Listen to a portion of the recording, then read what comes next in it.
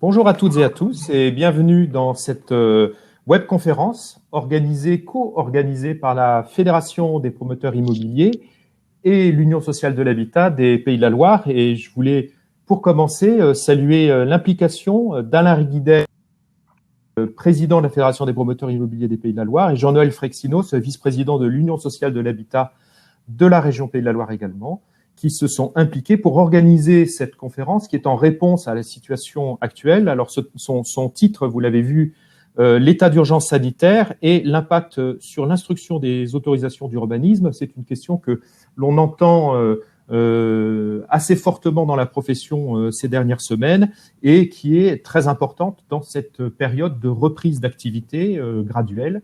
Et donc, nous voulions avant tout remercier Nantes Métropole et la ville de Nantes de nous ouvrir ces bureaux. Et vous avez à l'écran en ce moment Stéphanie Strasser, qui est directrice du développement urbain, directrice du département du développement urbain, voilà. Je l'ai prononcé correctement, mais je vous avais dit qu'il y avait des risques que je le prononce mal.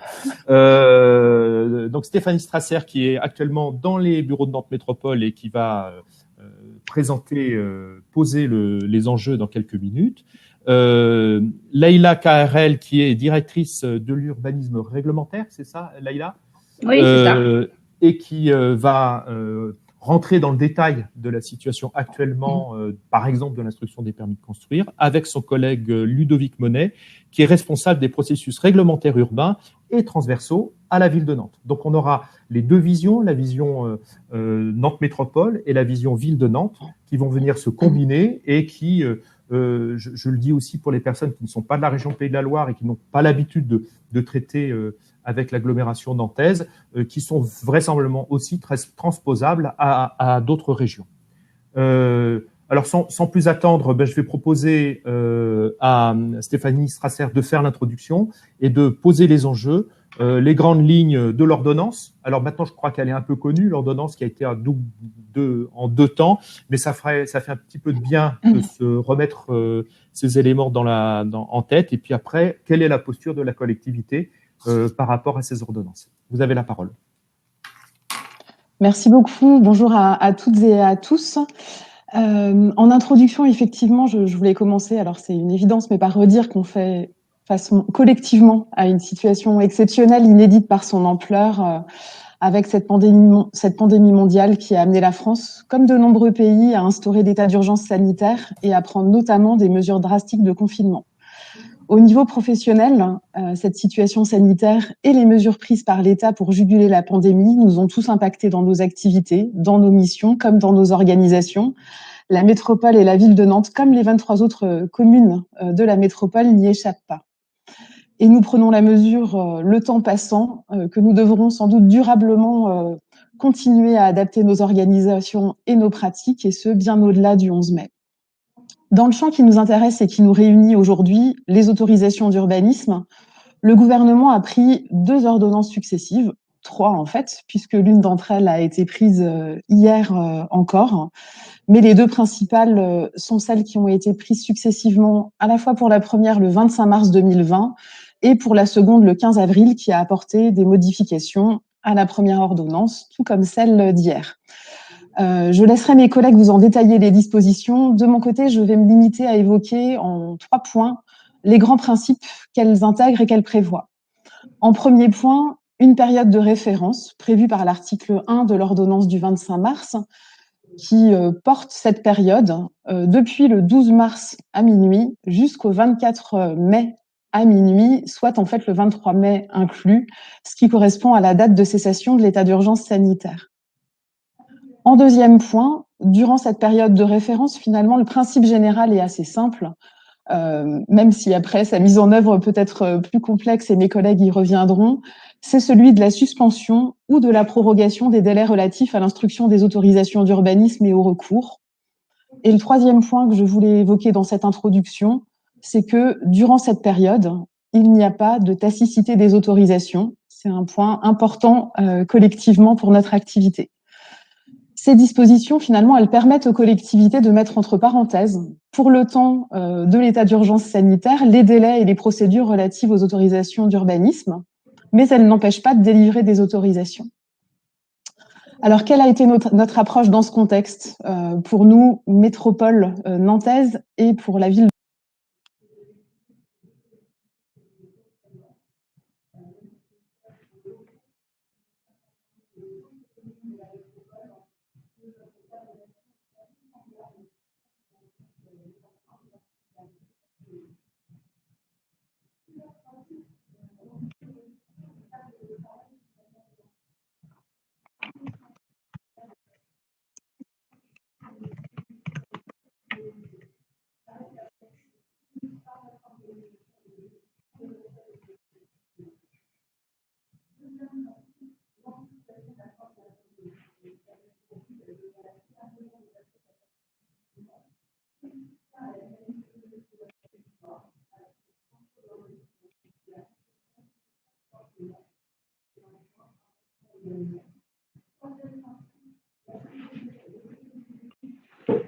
J'adresse nos excuses à nos participants et aussi aux intervenants. Pardon à vous aussi, comme je suis aussi le fil de mon texte pour ne pas le perdre.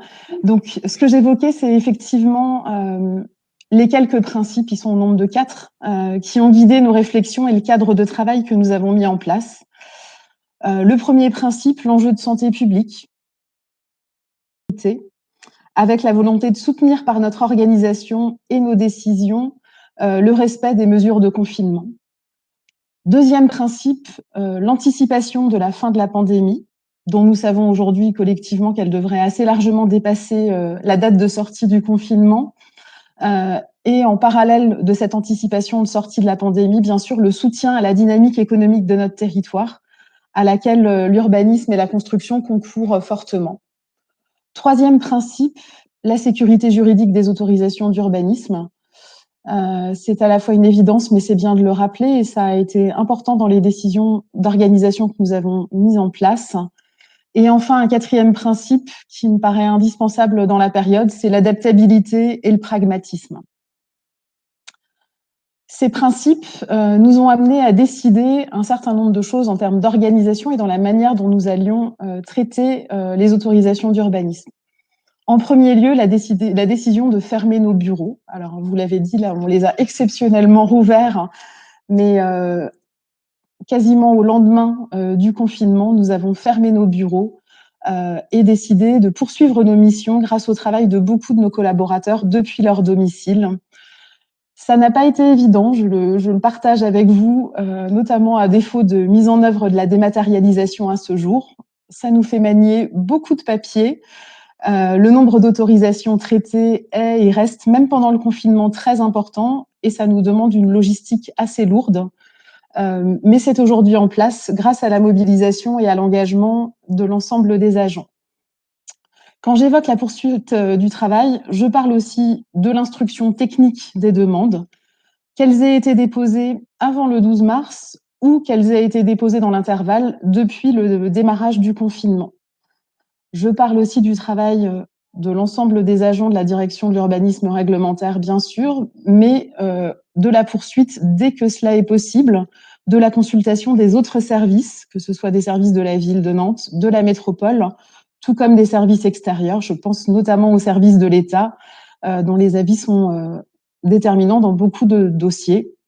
Je parle également, et enfin, des échanges amont sur les dossiers que nous essayons de poursuivre autant que nous le permettent nos conditions de travail et nos effectifs pour continuer le dialogue et le travail avec vous préparatoire au dépôt des autorisations d'urbanisme.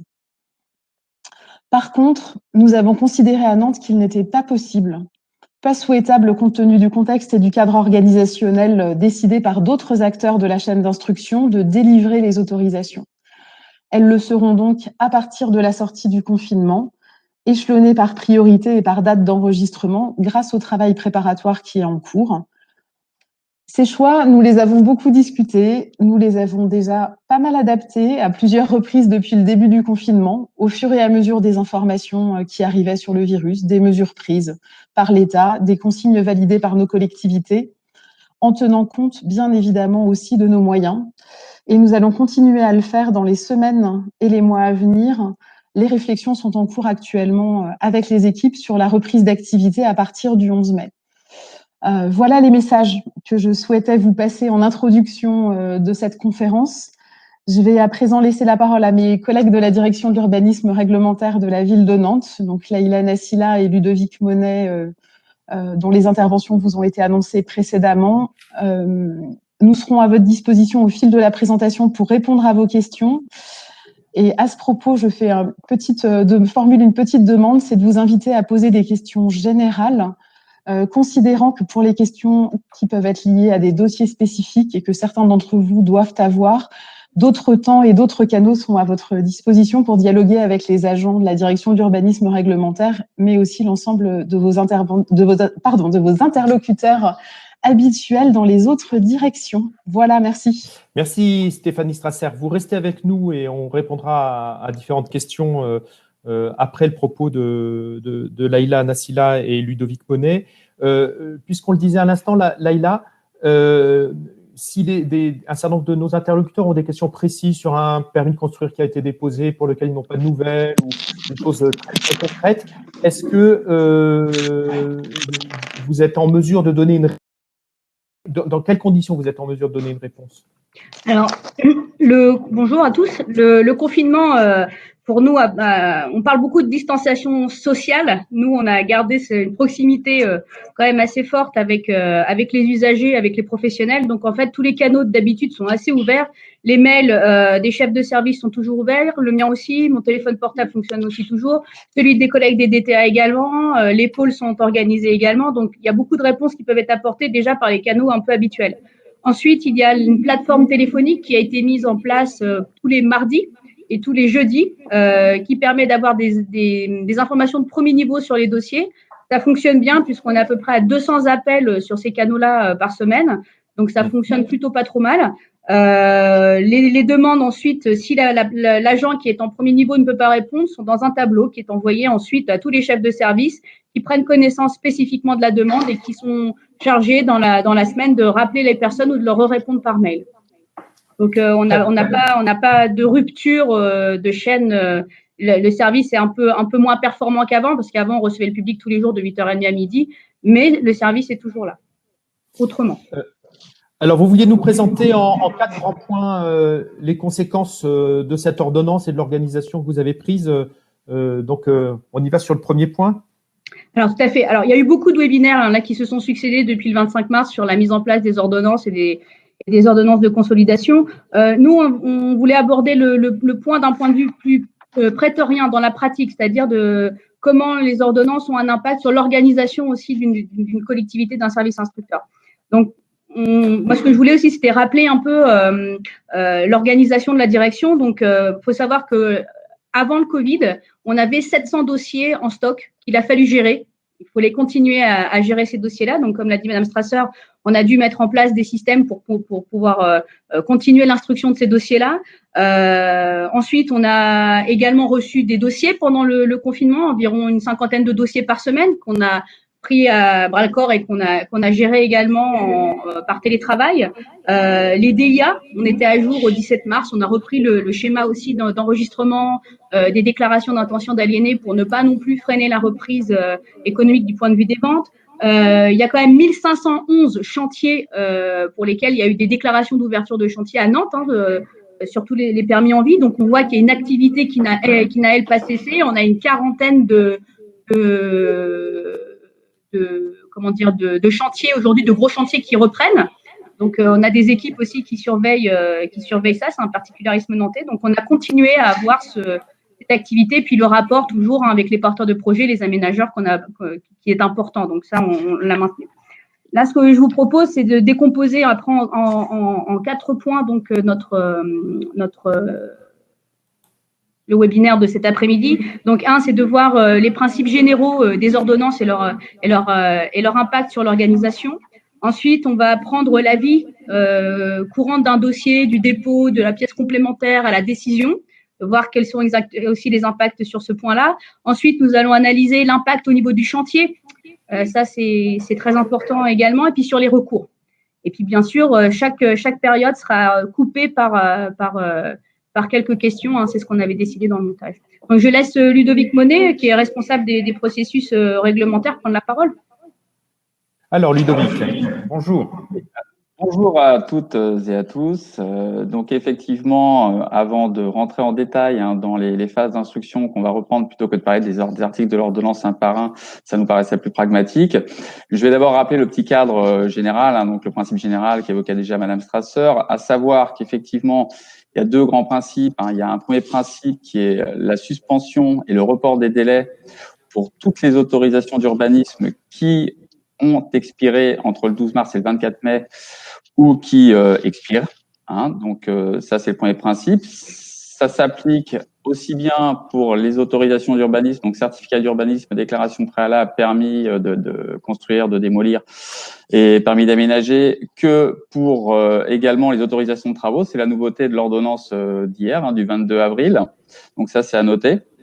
Et il y a également donc un deuxième grand principe qui est prévu donc par l'article 3 de l'ordonnance, qui est effectivement la prorogation de plein droit de la durée de validité des autorisations déjà délivrées. Donc ça, c'est une petite distinction importante parce que donc la suspension s'applique jusqu'au 23 mai inclus, alors que la prorogation de plein droit pour les validités de décision d'urbanisme, elle, recommence à courir à compter du 24 juin, donc pour un délai de 2 mois. Donc un petit exemple, un permis délivré le 15 mai 2017 qui aurait en théorie donc une caducité qui interviendrait le 15 mai 2020. Avec de ce fait les ordonnances, il a une durée de validité qui est prorogée pour 2 mois à compter du 24 juin, donc jusqu'au 24 août. Voilà. Alors après, il y a il y a un petit cas particulier autour des prorogations de permis. Sur Nantes, on a pu diagnostiquer qu'il y avait à peu près 100 autorisations de permis de construire, qu'elles soient collectives ou individuelles, qui cette année, du fait du Covid, ne pourraient pas être mises en chantier pour différentes raisons, notamment trouver les entreprises qui vont pouvoir mettre en œuvre les chantiers à la sortie du confinement. Ça risque d'être un peu compliqué. Ça va pas être possible, tout simplement parce que l'article R424-21 du Code de l'urbanisme, il dit quoi? Il dit que le permis de construire, d'aménager ou de démolir, ou la décision de non-opposition à une déclaration préalable peut être prorogée 2 fois pour une durée d'1 an sur demande de son bénéficiaire, si et seulement si les prescriptions d'urbanisme et les servitudes administratives de tout ordre auxquelles est soumis le projet n'ont pas évolué de façon défavorable à son égard. Alors, qu'est-ce que ça veut dire? Ça veut dire que, par exemple, sur la métropole nantaise, nous, on a fait une révision de plume en plume et que cette révision, elle a changé quand même de manière assez profonde les règles d'urbanisme. Donc, ça veut dire que des permis pourront pas être prorogés car les règles d'urbanisme ont été trop modifiées pour pouvoir être prorogées dans le temps. Donc ça, c'est peut-être aussi une question à reposer au gouvernement de se dire, voilà, est-ce qu'on pourrait pas avoir une prorogation de fait, comme on l'avait eu il y a quelques années au moment d'autres réformes, de se dire, tous ces permis-là, ils font partie des réservoirs importants économiquement et pour les réalisations des plans locaux d'habitat. Est-ce qu'on pourrait pas avoir une prorogation de fait pour tous ces permis pour permettre une équité et que les permis puissent être mis en œuvre sur les territoires? Oui. Alors, de ce fait, je vais, avant qu'on attaque chaque phase d'instruction, on va vous présenter le petit schéma de principe sur la suspension des délais. Je ne sais pas si vous pouvez le voir, j'imagine que oui. Donc, il y a vraiment 3 cas à retenir par rapport à cette suspension des délais ou report des délais, c'est important, soit une suspension, soit un report. Alors, un premier cas très rapidement à évacuer, c'est le cas où une autorisation serait devenue tacite avant le 12 mars. Les ordonnances ne changent rien par rapport à ces demandes-là. Ludovic, on ne voit pas le document pour le moment en ligne. Il faudrait que tu le valides, Pierre-Yves. Ah, c'est ça. Ouais. Ça serait bien. Si vous pouvez être visualisé en même temps, effectivement, ça serait plus simple. Qu'il y avait un truc. Merci, Leïla. C'est parti. Ça y est. D'accord. Donc voilà, on voit bien le schéma. Effectivement. Donc, je disais, il y a 3 cas. Un premier cas qu'on évacue tout de suite, où une autorisation serait devenue tacite avant le 12 mars. Les ordonnances ne changent rien. Donc après, on a les 2 autres cas, à savoir des demandes qui auraient été déposées avant le 12 mars. Pour l'ensemble de ces demandes, il y a une suspension du délai. Donc, cette suspension commence à courir à compter du 12 mars et se termine le 24 mai 2020. Donc, pour l'ensemble de ces demandes qui auraient été déposées avant le 12 mars, le délai restant pour l'instruction recommencera à courir à compter du 24 mai. Donc, c'est une suspension. On a le deuxième cas qui est cette fois-ci le report pour l'ensemble des demandes qui auraient été effectuées cette fois-ci entre le 12 mars et le 24 mai 2020. Donc, pour ces demandes-là, le délai ne commence pas à courir et ne commencera à courir que le 24 mai 2020. Donc, si le délai initial était de 3 mois ou de 5 mois, il commencera à courir pleinement à compter du 24 mai 2020. Donc, on reviendra de toute façon sur ces délais pour l'ensemble des phases d'instruction qu'on va détailler ultérieurement. Donc, s'il y a des questions, je pense, peut-être déjà sur cette première partie. On a traité cette première partie-là. Il y a 2 questions qui sont arrivées dans le chat, mais il peut y en avoir d'autres pendant cette série de questions. Peut-être que c'est pas complètement compris par tous. Là, on est en train de parler de la ville de Nantes et de Nantes Métropole, mais qu'est-ce qu'il en est des autres communes de l'agglomération? Est-ce que vous avez quand même un regard? Est-ce que vous pouvez nous dire un mot sur la façon dont les autres communes se sont organisées? Même si vous êtes tous les deux ville de Nantes et pas Nantes Métropole, est-ce que vous êtes en mesure de nous donner un regard sur le mode d'organisation des autres communes de l'agglomération? Naïla ou Ludovic? Alors, je vais respecter les distances de confinement et je vais laisser la parole à ma directrice. Est-ce que vous avez entendu la question, chaise musicale. Oui, je l'ai entendu. On jongle là avec 2 ordinateurs. Je n'ai pas de réponse précise et exhaustive de l'ensemble des communes. Je la diffuserai à l'USH et à la FPI dès qu'on en disposera. Ce que je peux dire à ce stade, c'est que pour la majorité des retours, et je ne voudrais pas mettre l'une des communes en porte-à-faux, mais on a des process qui sont assez équivalents, c'est-à-dire que dans les communes, l'accueil du public ne se fait pas. Globalement, l'instruction technique des dossiers continue à se faire, soit totalement en télétravail, soit par des passages ou des rotations de certains agents dans les bureaux ouverts ponctuellement. Et avec des positions différentes sur le fait de délivrer ou non les autorisations d'urbanisme, ou au contraire, comme on le fait à Nantes, de les préparer pour qu'elles soient signées au retour du confinement. Ça n'a pas, ce que je dis n'a pas d'exhaustivité par rapport à la situation des 24 communes, mais il me semble qu'on est tous un petit peu dans la même préoccupation. Ne pas avoir des stocks énormes de dossiers qui seraient difficiles à gérer au retour après le confinement et qui générerait beaucoup de retard dans l'instruction et dans la délivrance des autorisations, tout en donc cette logique-là, dans un équilibre aussi de préservation évidemment de la santé de nos collègues. Je fais un petit message parce que peut-être parmi les 160 personnes qui nous écoutent, il peut y avoir des responsables des services urbanisme des communes de l'agglomération. S'ils veulent s'exprimer par le chat, qu'ils n'hésitent pas.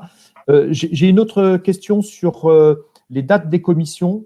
Dans le cadre des droits de préemption, est-ce que Ludovic ou Laïla, vous avez quelque chose à nous dire là-dessus? Alors, pour les dates de commission, elles sont dématérialisées. Donc, pour les DIA, elles vont reprendre ce qu'on appelle, nous, les ROF. Elles vont reprendre, elles ont repris d'ailleurs, et elles vont reprendre le circuit normal là, incessamment sous peu. Là. Nous, on continue l'enregistrement des DIA, on continue de les envoyer. La liste est envoyée comme d'habitude à tous les porteurs de projets, à toutes les personnes, tous les intervenants habituels de la ROF. Et Alain Robert, notre élu, est actif sur le principe. Et puisque tu parles des DIA, est-ce qu'ils sont traités comme les autorisations d'urbanisme? C'est-à-dire? La question est, traitez-vous les DIA comme les autorisations d'urbanisme? On a le même degré d'importance, c'est-à-dire que les DIA aujourd'hui sont reçues toutes les semaines, elles sont enregistrées. On a une personne dédiée, par exemple, pour vous donner un ordre d'idée, on a reçu 1400 CU, certificats d'urbanisme sous le Covid, et ils sont enregistrés par une personne pour pouvoir être diffusés dès la sortie du confinement. Alors, j'ai une dernière question pour le moment, en tout cas, sur la suspension des délais de recours des tiers. Alors, on va voir le recours en quatrième point avec M. Monet tout à l'heure. Un peu plus loin. Donc, il faut être un peu patient. Voilà. L'image qu'on a vue sur les réseaux sociaux, Laïla, des caisses qui sont portées, avant de passer au point suivant, parce que ça, c'est aussi intéressant concrètement, comment est-ce qu'on s'y prend dans une période de confinement où les collègues sont chez eux pour qu'ils examinent des dossiers, la dématérialisation, où est-ce qu'on en est? Est-ce que, voilà, on a tous en tête ces photos avec des tonnes de dossiers. C'est toi qui te balades avec ta voiture chez tes collègues et qui emmène les dossiers. Est-ce que c'est ça continuellement? Et d'ailleurs, j'en profite pour remercier tous les collègues, je l'ai dit tout à l'heure, hein, les DTA, les pôles, le CEV, la Commission communale d'accessibilité, de sécurité, etc. Donc, tous ces collègues qui sont actifs eux également, qui nous permettent, nous, de rester actifs. Donc, en fait, managérialement, c'est une organisation qui dépend aussi beaucoup des agents. Donc, il y a beaucoup d'agents qui sont très mobilisés. Donc, on a dû mettre en place des protocoles, hein, comme j'en avais pu échanger avec d'autres communes. On confine les dossiers qu'on reçoit en papier, on les laisse se décontaminer tout seuls dans le temps. Ensuite, on les prend. Il y a une équipe volante qui amène les dossiers chez les agents qui sont munis d'un ordinateur, qui peuvent instruire la version papier, parce que dématérialiser des plans à zéro, ça n'aurait pas été possible. Donc, il y a toute une logistique assez lourde, effectivement, derrière ça. L'organisation fonctionne puisqu'on a réussi à gérer une grande partie des stocks qu'on avait. On arrive à gérer les dossiers dits Covid, ceux qu'on reçoit en ce moment, donc ils sont quasiment tous enregistrés. On est presque à jour des enregistrements. Donc on continue vraiment, grâce à cette logistique qui a été mise en place et grâce à des agents très mobilisés de part et d'autre sur tous les pans de la métropole et de la ville de Nantes, de pouvoir continuer à travailler. Oui, c'est un travail collectif qui a été très agréable aussi, parce qu'on crée d'autres liens. Donc, managérialement, c'est très intéressant. Après, effectivement, logistiquement, on a des navettes, des personnes qui sont habilitées, sans contact, à amener les dossiers. On les laisse dans les garages. Les gens les récupèrent 4-5 jours plus tard. Une seule personne manipule les dossiers. Donc, voilà, il y a toute une procédure. Comme l'a dit Madame le maire, c'est la sécurité avant tout. Donc, on fait très attention à ça. On a avec nous le président du SINA, Alain Raguido, et qui avait une question à Stéphanie Strasser. Je ne sais pas si elle est proche de l'un de vous deux. Elle est assez loin, mais elle entend. Et donc le SINA souhaite être informé aussi des dispositifs qui sont mis en place, notamment pour les membres commercialisateurs, les maîtres d'œuvre, les conseils, les gestionnaires et administrateurs de biens qui sont membres du SINA, et donc on ne retrouve pas, par exemple, ni à l'USH, ni à la Fédération des promoteurs immobiliers. Donc, s'il pouvait y avoir un contact, j'ai l'impression qu'il y a un petit appel qui est lancé là.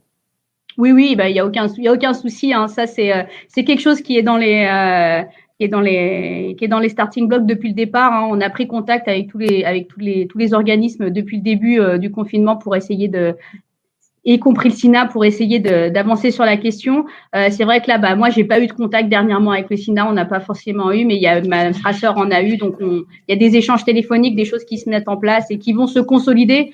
Tout simplement parce qu'aussi, on est en train de préparer le PAR, là, le plan d'activité, le plan de reprise d'activité. Donc, il faut aussi que nous, on cale aussi les instances et qu'on se cale entre nous pour pouvoir aussi mettre à plat les choses et les écrire à destination des fédérations et des organismes extérieurs. Alors là, ça y est, ça se déchaîne en question. Je vais en prendre 3 et puis après, on redémarrera une série de questions après. Les notifications de délai ou d'incomplet, délivrez-vous les notifications de délai ou d'incomplet des dossiers que vous recevez? Alors, si on peut continuer, si on peut laisser Monsieur Monet continuer la note, enfin le déroulé de la présentation, vous allez avoir réponse à toutes les questions. Bon, c'est parfait. Alors, on reprend. Elles ne seront pas oubliées. Je les note, je les mets de côté et je ferai en sorte qu'elles soient posées tout à l'heure. Donc, Ludovic, à vous la parole. Oui. Merci. Alors donc pour continuer, effectivement, on va détailler chaque phase d'instruction chez nous. C'est ce qui nous semblait le plus pragmatique. Donc pour commencer, effectivement le dépôt. Donc le dépôt qui reste possible par voie postale aujourd'hui. Donc comme le disait Madame Nassila, avec des dossiers qui continuent à arriver et qu'on continue à enregistrer. Donc effectivement, il y a des actions qui doivent être exercées, des courriers qui doivent être envoyés par l'administration à cette occasion. Donc l'enregistrement, évidemment, qui continue à se faire dans des conditions de télétravail, et c'est pas toujours très simple, mais on continue à l'exercer. Et ensuite, il y a ce qu'on appelle le récépissé de dépôt, donc qui est envoyé systématiquement au pétitionnaire, qui, ce récépissé, indique un délai dans lequel l'administration se doit de répondre, sous peine de, entre guillemets, si elle ne répond pas, de générer une autorisation tacite. Donc, pour ce récépissé, évidemment, comme je le disais tout à l'heure, il y a également une suspension qui s'opère. Donc, l'administration, soit si le dossier a été déposé avant le 12 mars, a une suspension du délai donc pour envoyer ce récépissé, donc pour le délai restant à courir. Donc, le récépissé est envoyé en général très rapidement, évidemment. Mais en tout cas, c'est une suspension du délai et soit un report complet, comme je le disais tout à l'heure, pour envoyer ce récépissé si le dossier a été déposé donc entre le 12 mars et le 23 mai. Donc, un récépissé, du coup, qui effectivement sera envoyé très probablement pour la ville de Nantes, mais je laisserai Madame Nassila l'expliquer, ultérieurement après donc la fin de la date de ces deux périodes d'urgence. Donc évidemment, on pourrait continuer à instruire. L'ordonnance n'interdit pas à instruire, donc l'ordonnance n'interdit pas d'envoyer des récépissés. Si on envoyait un récépissé, en tout cas, il serait utile et important que sur ces récépissés soit indiqué expressément qu'il y a soit une suspension des délais, soit un report des délais pour informer l'administré. Tout à fait. Juste pour compléter le propos, je voulais juste dire que voilà, nous aujourd'hui, en termes de dépôt, on est à jour en saisie, en enregistrement des dossiers du 16 avril. Donc on a même pas une semaine de latence et on est plutôt bien là sur la saisie des dossiers et les dépôts. Donc, deuxième phase, effectivement, c'est une question qui a été posée. Tout ce qui est, cette fois-ci, demande de pièces complémentaires ou notification de délai lorsqu'il y a un délai supplémentaire qui doit être ajouté donc au délai initial. Vous le savez très probablement, il y a donc effectivement un délai de 1 mois pour l'administration pour faire une demande de pièces complémentaires ou envoyer une notification de délai s'il y a un délai différent du délai initial. Donc, c'est toujours pareil, il y a un même mécanisme, soit de suspension, soit de report de ces délais, selon qu'il a été déposé avant le 12 mars ou après le 12 mars. Donc, l'administration a son délai, soit qui recommence à courir, soit qui commence à courir pleinement à compter du 24 mai pour effectuer ces demandes de pièces complémentaires ou ces notifications de délai lorsque le délai est différent. C'est important de distinguer au niveau de ces demandes de pièces complémentaires, donc le côté administration, donc ce que je viens d'évoquer, à savoir qu'on a, nous, un report ou une suspension des délais à compter du 24 mai. Et cette fois-ci, à l'opposé, l'obligation en termes de délai pour l'administré à qui on a envoyé une demande de pièces complémentaires, et là, c'est pas tout à fait les mêmes règles qui s'appliquent, à savoir que l'administré, lorsqu'on lui fait une demande de pièces complémentaires, en théorie, il a un délai initial de 3 mois pour compléter.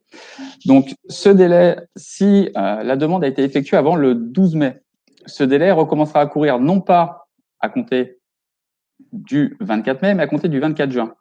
Donc là, c'est vrai qu'il y a une petite différence quand même à prendre en considération. Si la demande a été effectuée après le 12 mars, le délai, c'est pareil, pour l'administré, commencera à courir à compter du 24 juin. En revanche, alors que normalement, il y a un délai initial de 3 mois, si le délai donc restant après le 24 juin était de plus de 2 mois pour compléter par l'administré, il se verrait réduit à 2 mois. C'est une petite nuance, à savoir du coup que l'administré ne pourra pas compléter un dossier pour une demande qui aurait été effectuée jusqu'au 23 mai, du coup 2 mois après le 24 juin, donc le 24 août. Donc ensuite, donc ça s'applique, ce que je disais, pour les demandes de pièces complémentaires et les notifications de délai. C'est important de préciser ces choses-là en ce qui concerne l'administration. Ludovic, si tu me permets, juste un point. Il y a, on m'a beaucoup posé cette question-là. Est-ce qu'on peut envoyer des pièces complémentaires par mail, etc. Alors les pièces complémentaires par mail, nous on les accepte si elles sont doublées d'un envoi papier qui lui est pour nous qui va marquer la réception légale du dossier. La pièce complémentaire, on ne peut pas seulement la recevoir par mail parce que elle va faire partie du dossier in fine qui sera envoyé au contrôle de légalité. Donc, il faut qu'on réimprime tous les dossiers avec la bonne échelle, faut que le dossier, faut que la pièce corresponde à ce qui va être opposable au tiers dans le permis final. À Nantes, on a quand même des gros volumes. Il faut savoir que c'est 20 000 actes qui sont rédigés par an. Donc, il y en a un gros flux de dossiers. Pour nous, rematérialiser toutes ces pièces, c'est très compliqué. Par contre, pour tous les dossiers qui ont été identifiés comme des dossiers nécessaires économiquement, des dossiers nécessaires socialement, des équipements, etc., tous ces dossiers-là, le logement social, tous ces dossiers ont été identifiés comme étant pour nous avec un suivi important qui devait être maintenu notamment pour la relance, pour pas freiner la relance. tous ces dossiers-là, on a permis cette gestion par mail qui est très très lourde. Il faut savoir que c'est de nombreuses réceptions et de nombreux doublages qui sont faits avec les porteurs de projets, du petit commerçant, je le répète, jusqu'au promoteur ou bailleur social. Enfin, on a vraiment mis en place quelque chose qui permet de faciliter la relance pour tout le monde, même si c'est très très lourd pour nous administrativement parlant. Je te laisse poursuivre. Oui. Donc ensuite, si on continue phase par phase, on arrive au moment où effectivement l'administration doit prendre sa décision. Donc, comme le disait Madame Strasser tout à l'heure, il y a effectivement un principe qui a été posé par les ordonnances, à savoir qu'il ne peut y avoir de décision tacite qui interviendrait jusqu'au 23 mai, donc pendant toute la période. Donc une autorisation, enfin une demande qui serait déposée avant le 12 mars, avant la suspension ou après, avec un délai inférieur, en tout cas un délai qui ne courrait pas jusqu'au 23 mai, il ne pourrait pas y avoir de décision tacite. Ça, c'est un principe de base. Donc, seul à compter du 24 mai, une décision tacite pourra intervenir si on avait un dossier, par exemple, où il ne resterait qu'un jour d'instruction, le 12 mars. En revanche, c'est ce qui a été déjà évoqué, il n'y a pas d'interdiction pour l'administration de délivrer des autorisations. Donc, on pourrait très bien délivrer une autorisation durant cette période d'urgence. Si on le faisait, il faudrait que ce soit une décision, du coup, express, une décision qui soit envoyée au pétitionnaire. Et à ce titre, il est important de préciser que, en application de l'article 427 du Code de l'urbanisme, l'arrêté de permis de construire, donc un arrêté que délivrerait l'administration, n'est exécutoire qu'à compter de sa transmission au préfet.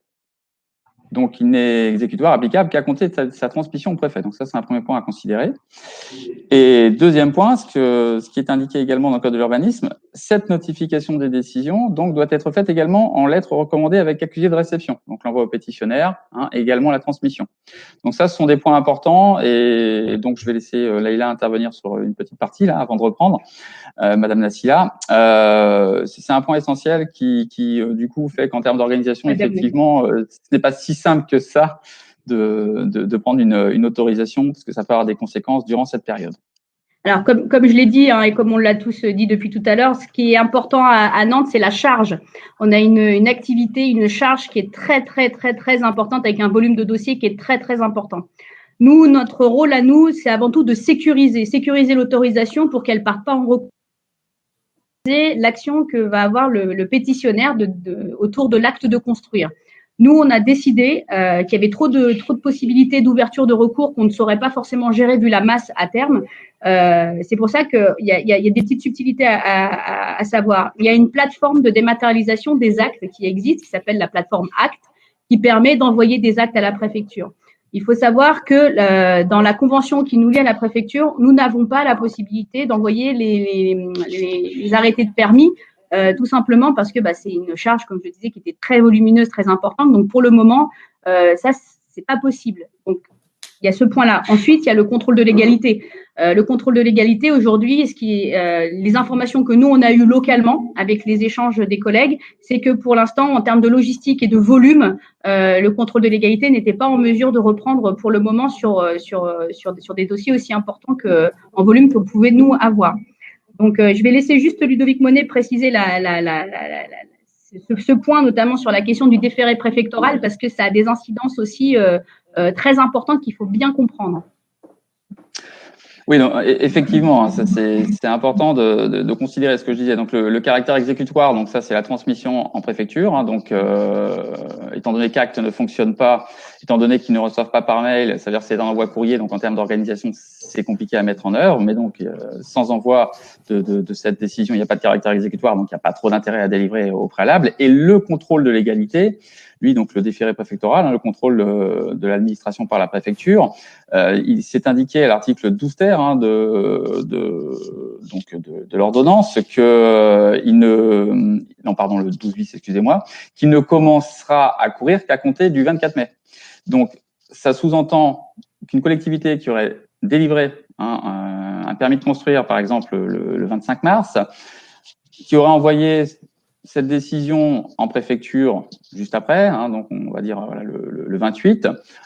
En théorie, il y aura un contrôle de légalité qui commencera à courir, donc à compter de la réception, donc du 28 mars du coup, si on prend ce contrôle d'égalité, c'est 2 mois, donc on se retrouverait au 28 mai. Or, là, avec les ordonnances, ce contrôle d'égalité ne commencera à courir qu'au 24 mai. Donc, c'est-à-dire que l'autorisation pourrait être remise en cause par le contrôle de l'égalité jusqu'au 24 août. Donc ça, c'est voilà, c'est quelque chose qui fait que nous, voilà, à la ville de Nantes, on préfère, pour sécuriser les autorisations, ne les délivrer finalement qu'après la date du 24 mai. Merci beaucoup. On fait un petit point d'étape maintenant. Oui. Ludovic, vous avez encore quelque chose à ajouter? Oui, juste un point essentiel sur cette décision, puis après, voilà, on va pouvoir arriver aux questions. Il y a également la possibilité pour l'administration de retirer ces autorisations, ce qu'on appelle le délai de retrait, sur un délai de 3 mois. Les ordonnances ne précisent pas dans les dispositions spécifiques et aux autorisations d'urbanisme que ce délai de retrait recommence à courir à compter du 24 mai. Donc, il faut considérer que ce délai de retrait, cette capacité de prendre une décision de retrait par l'administration sur une autorisation qu'elle aurait délivrée, du coup, commence à courir pour 3 mois à compter du 24 juin. Donc ça, c'est quand même un point assez important. Alors, c'est un retrait, ça ne se fait pas tous les jours, hein. C'est en général suite au contrôle de légalité ou suite à un recours et une décision qui, effectivement, ne serait pas légale pour telle ou telle raison. Et ça sous-entendrait, du coup, qu'effectivement, le contrôle de retrait, la possibilité de retrait d'une autorisation court jusqu'au 24 septembre. Donc ça, c'est quand même une information importante à prendre en considération. Merci. Je crois que vous avez été très précis dans vos propos. Alors, il y a quand même évidemment un certain nombre de questions. Alors, on en avait qui avaient démarré juste au moment où vous alliez reprendre la parole et peut-être que vous y avez répondu. Donc, la question des notifications de délai ou d'incomplet.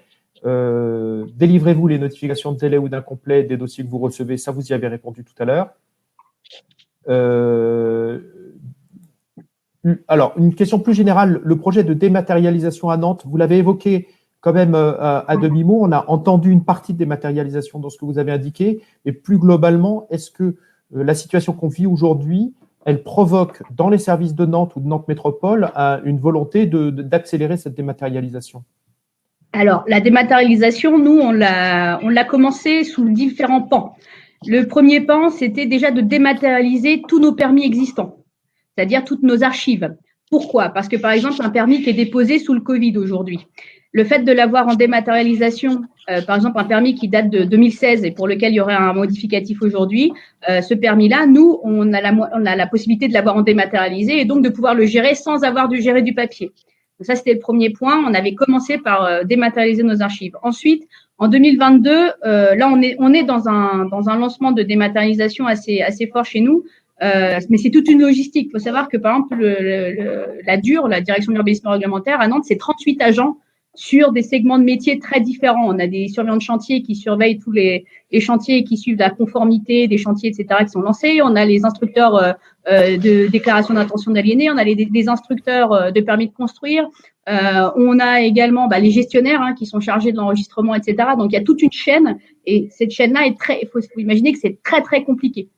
Il faut que chaque point de la chaîne soit identifié et puisse avoir une gestion très particulière dans cette chaîne. Il faut un outil informatique qui soit également développé pour. Aujourd'hui, on a un outil informatique qui se développe aussi pour ça.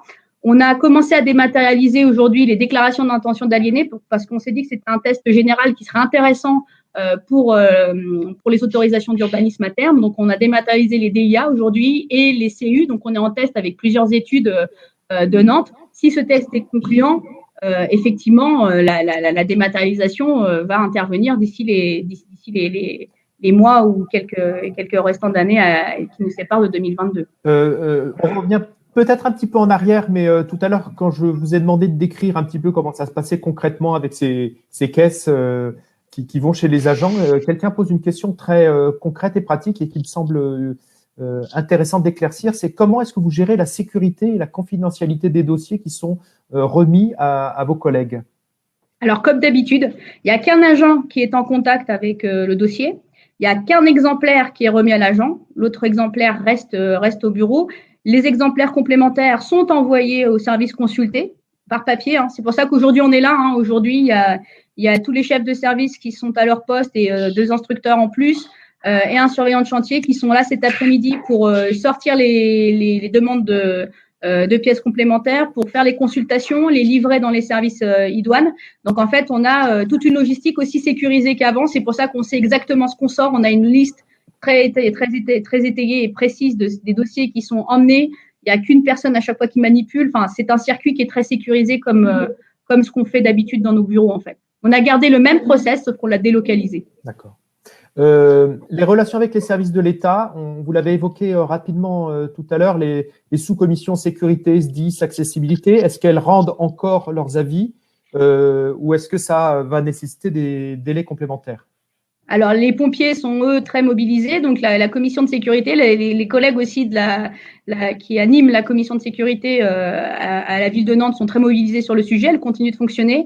La problématique aujourd'hui qu'on a, nous, c'est la commission d'accessibilité parce qu'elle nécessite des rencontres avec des personnes qui sont aujourd'hui plus fragiles au regard du coronavirus. Donc, c'est cette instance-là aujourd'hui qu'il faut réinventer, cette commission d'accessibilité et trouver un moyen de dématérialiser les dossiers qu'on va leur soumettre pour ne pas porter atteinte aux participants de cette commission d'accessibilité. Et donc, si je comprends bien, là, on a un petit point d'étranglement qui peut retarder les dossiers?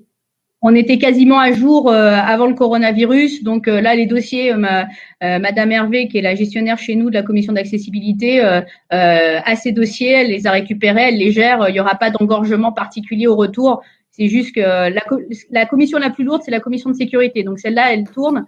Derrière, il faudra corréler avec la commission d'accessibilité, mais il n'y aura pas de problème particulier. Il ne va pas y avoir un engorgement particulier de ce service-là. Après, les services de l'État, aujourd'hui, on travaille très bien avec eux. On a des relations hebdomadaires avec eux, parfois quotidiennes pour Monsieur Monet, qui est très, très, très en relation avec nos collègues de la DDTM, de la préfecture, etc. Donc, non, de ce côté-là, on n'est pas délaissé par l'État, on est plutôt assisté, il y a une bienveillance mutuelle des deux côtés et c'est plutôt agréable de travailler comme ça. Alors, vous l'avez dit, mais bon, parfois il faut redire les choses. La délivrance des dossiers déjà instruits, est-ce qu'elle reprendra à partir du 11 mai ou du 24 mai? Alors, aujourd'hui, comme je l'ai dit, on est en train d'élaborer le plan de reprise.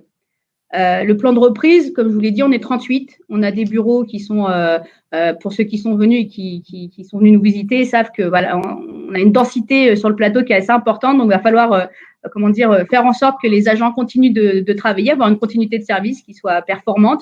Les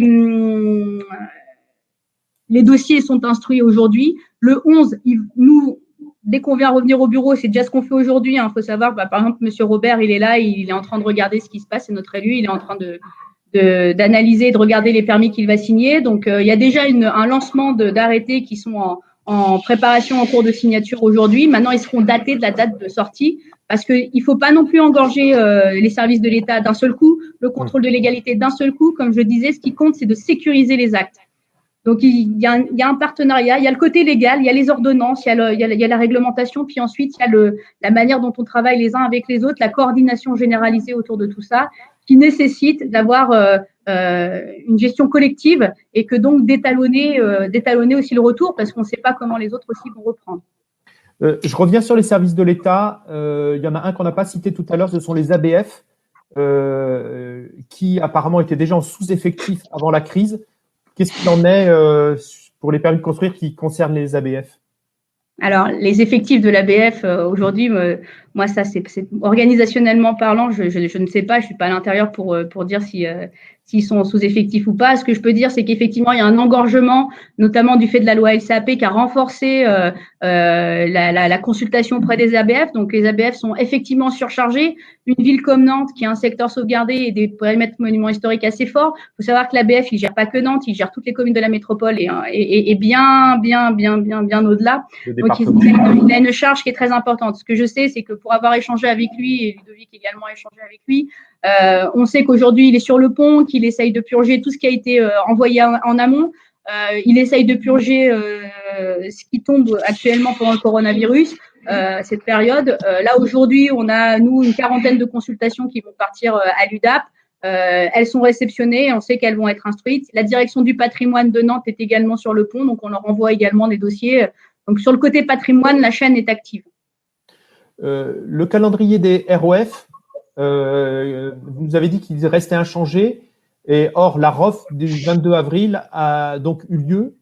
Alors, j'ai pas dit qu'il restait inchangé, j'ai dit qu'il reprenait son cours. Maintenant, on est à un jour ou deux, je sais pas encore. Je vous ai dit c'est en cours de calage, ça, mais c'est en cours. En cours. Alors là, c'est un texte. C'est actif, mais après la date, est-ce qu'elle est définie au jour près, je sais pas encore. On a quelque chose de très précis avec les dates. Par exemple, pour un dossier de permis de construire déposé après le 12 mars, le récépissé sera envoyé après le 23 mai et le délai commencera à courir à compter de cette date. Pour autant, est-ce que vous allez commencer les instructions de dossier afin de réduire éventuellement les délais d'instruction et prendre de l'avance? Est-ce qu'on fait les choses un peu en parallèle pour gagner du temps? Les dossiers sont tous instruits. Les dossiers sont tous instruits. Alors, on va se mettre d'accord sur le mot instruit. L'instruction, c'est un métier qui est très compliqué. On reçoit un dossier de permis. Il faut, analyser les plans, comprendre les plans, faire le raccolement du plan avec les documents d'urbanisme et les servitudes qui sont en référence de cette étude-là. Ensuite, il y a les consultations qu'il faut faire avec les services extérieurs. Il y a tout un ensemble de choses. Pour pouvoir consulter les services extérieurs, il faut avoir analysé aussi un minimum les plans pour savoir qui on doit consulter. Pour pouvoir faire la notification de délai, il faut savoir qui on a consulté parce que si on doit majorer le délai, il faut savoir qui on a consulté. Donc, il y a toute une chaîne très complexe autour de l'instruction. Tous les dossiers sont instruits. Maintenant, est-ce que tous les dossiers seront validés parce qu'on est en coronavirus? Non, les dossiers, ils suivent leur instruction. Si le dossier est conforme, il est conforme. S'il n'est pas conforme, il n'est pas conforme. Mais tout est instruit. Donc, on avait bien cette question de parallèle et donc il n'y a rien de bloqué du fait de ces dates. Non, il n'y a aucun blocage. Peut-être une question qui concernera Madame Strasser, vous verrez qui répond, mais sur le plume.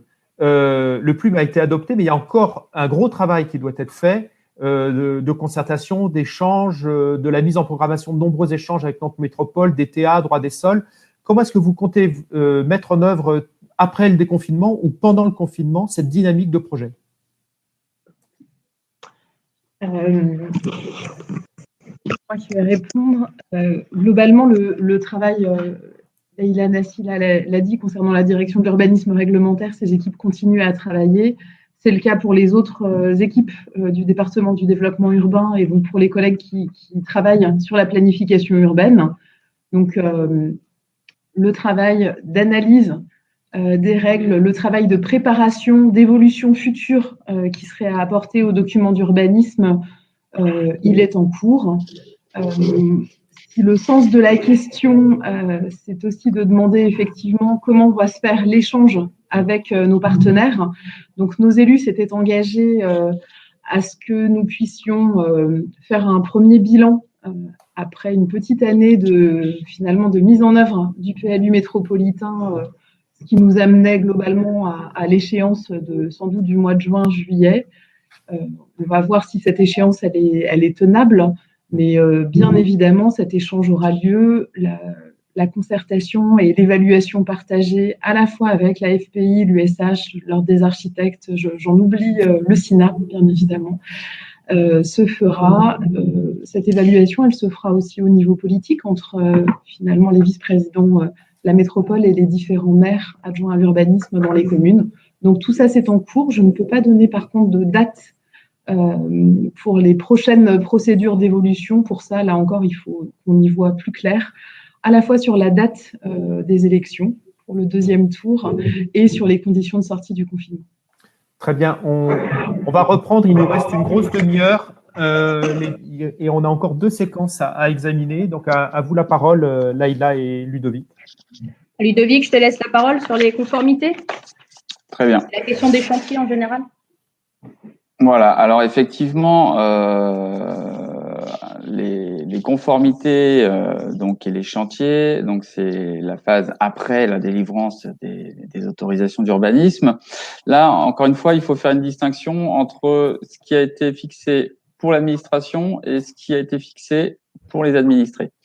Alors, il y a donc 2 articles de l'ordonnance qu'il faut retenir. Il y a l'article 8 qui donc s'impose aux administrés, qui prévoit une suspension des délais imposés par l'administration pour réaliser des contrôles et des travaux pour se conformer à des prescriptions de toute nature. Cet article donc a été complété par l'ordonnance du 15 avril et il est indiqué que l'autorité administrative peut modifier ses obligations et y mettre fin ou lorsque les intérêts dont elle a la charge le justifient pour prescrire leur application ou en ordonner de nouvelles dans le délai qu'elle détermine. Dans tous les cas, l'autorité administrative tient compte dans la détermination des obligations, des délais respectés, des contraintes liées à l'état d'urgence. Donc, ce qu'il faut retenir, c'est que sont concernés, donc, effectivement, là, pour l'administré, les délais qui n'avaient pas expiré, donc, à la date du 12 mars. Dans ce cas, ils sont suspendus. C'est la même règle qui s'applique. Mais ils sont suspendus jusqu'au 23 juin. Règle posée pour l'administré. On prend un exemple, une mise en demeure faite par l'administration, de déposer un permis de construire modificatif ou de mettre en œuvre des prescriptions au regard d'un chantier. S'il y a un délai qui a été fixé, avant le 12 mars, il est suspendu, il reprend à compter du 23 juin. Si c'est une demande qui a été faite pendant le confinement, ce qui serait a priori assez rare, en tout cas la ville de Nantes, vous l'avez entendu, c'est pas forcément la démarche d'envoyer des courriers sur cette période. Là, le point de départ commencera à courir à compter du 24 juin. Donc ça, c'est effectivement le point de vue administré. Pour l'administration, cette fois-ci, pour ce qu'on appelle le recollement suite à envoi par le pétitionnaire de la déclaration d'achèvement et de conformité des travaux, là, c'est l'article 12 ter de l'ordonnance qui précise que la période, donc le délai pour le recollement de l'administration, il recommence à courir à compter du 24 mai. Donc, c'est pas le 24 juin. Il y a encore une distinction entre l'administré et l'administration. Pour l'administration, ça recommence à courir à compter du 24 mai. Donc, soit c'est une suspension, c'est toujours le même principe, si le délai commençait à courir avant le 12 mars, si la DACT a été déposée avant, soit c'est du coup un report si la déclaration d'achèvement de travaux a été déposée durant la période d'urgence. Voilà ce qu'il fallait dire. Je ne sais pas si Leïla, tu as complété par rapport à cette phase. Non. Après, tu as fini sur la conformité, Ludovic? Sur la conformité, oui, tout a été évoqué. Voilà. Après, sur les chantiers, nous, on a identifié aujourd'hui quelques points particuliers. Donc, on l'a vu que le gouvernement, il a expressément demandé de reprendre l'activité autour du BTP et de la construction, ce qui est nécessaire, on l'a dit, économiquement, ce qui est nécessaire à la production de logements, qui est un impératif aujourd'hui.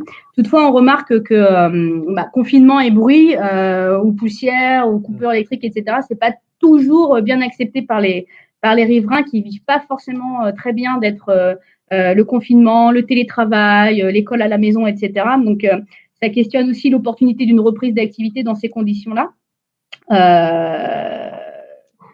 Nous, ce qu'on a identifié à Nantes, c'est qu'il y a une quarantaine de chantiers qui ont repris aujourd'hui, sur 1511 chantiers pour lesquels il y a une déclaration d'ouverture de chantier. Donc, on voit que c'est pas non plus, il n'y a pas une reprise dingue entre guillemets en ce moment. Ça va reprendre, ça reprend petit à petit. Il y a beaucoup de chantiers qui sont en seconde œuvre, qui eux présentent une grande activité au-delà des 40 chantiers ouverts. Aujourd'hui, ce qui pose surtout souci, c'est les chantiers qui sont en gros œuvre. C'est les chantiers pour lesquels il y a des forages, du marteau-piqueur, du décoffrage, du banchage béton, etc. avec des activités qui sont effectivement très, très, très fortes en bruit.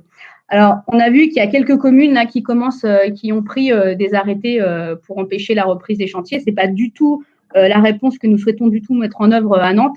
Donc, nous, on opte plutôt pour le dialogue et la négociation. On veut essayer de communiquer ce qu'on a mis déjà en place avec beaucoup de promoteurs qui ont lancé les chantiers. Donc, on s'oriente plutôt vers un processus qui prend en compte les nécessités et les besoins du chantier, mais également aussi la question du confinement. Donc là, ce que veulent les riverains, en fait, ils veulent connaître les amplitudes horaires des chantiers, idéalement que les chantiers commencent pas avant 9 heures, de respecter une pause méridienne de 2 heures, de pas continuer à exécuter les tâches bruyantes passé 17 heures, genre marteau-piqueur, etc. Connaître les jours de fonctionnement ou d'approvisionnement des chantiers, parce qu'on sait que les noyaux de camions, etc., ça fait beaucoup de bruit, que ça arrive très très tôt le matin. Et puis d'avoir un numéro ou un mail pour pouvoir joindre le chef de chantier ou la personne qui gère le chantier. Ça, on l'a mis en œuvre et force est de constater que si c'est mis en œuvre, plus c'est mis en œuvre tôt, moins il y a d'opposition et plus les choses se passent bien entre les riverains et les porteurs de projet. Après, on sait aujourd'hui que prendre une foreuse avec des équipes limitées pour respecter les gestes barrières, et la foreuse, faut qu'elle travaille longtemps dans la journée, à la pause méridienne, etc. Donc ça, on le sait, mais ça n'empêche pas aussi d'expliquer aussi les choses et de voir après si vraiment il y a nécessité aussi dans certains quartiers où il y a une habitabilité, une densité de personnes très forte, de reprendre aussi systématiquement dans ces endroits-là. Voilà. Après, ce qu'on a peur aussi, c'est que à 3 semaines de la fin du confinement, qu'il y ait une réaction d'humeur aussi contre la construction, contre la promotion aussi. Donc, il faut que, surtout, je parle du diffus, je parle pas des ZAC, je parle vraiment des endroits où il y a une densité de personnes très très très forte. Aujourd'hui, dans les ZAC habités, effectivement, c'est le cas aussi, mais dans les terrains où c'est plus éloigné, il y a moins de problèmes. La problématique, c'est la cohabitation entre guillemets chantiers riverains qui sont chez eux. Voilà. Vous recevez régulièrement des plaintes là-dessus?